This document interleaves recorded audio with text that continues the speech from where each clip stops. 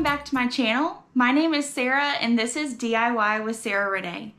I love watching videos about people organizing, people cleaning, people switching out decor. So that is what I have brought for you today. I have officially, except for my tree, taken down all of the holiday reds, all of the holiday decor, all of my Santas, and we are winterfied in the house now. As you'll see in the video, I did keep up several trees around the home. I feel like trees still represent winter. So you'll see several of those throughout my decor that I've switched out, but I did stick to more cool tone, winter tones, but a lot of rich textures and textiles throughout all of my pieces. While I love holiday decor, it's very rich, very luscious, very just inviting. It is nice to kind of start the year with a clean, more open, light decor pieces to revamp the home. So before we get into today's video, please make sure that you like this video and subscribe to my channel. Again, I tell you every single time and it still rings true. I love seeing new people on this platform. It makes me so happy being able to share different things, not just quick reels on my Instagram. So please make sure you're following along with me. And if you're excited to clean, maybe switch out some decor, get some inspo, come on with me. Let's go create.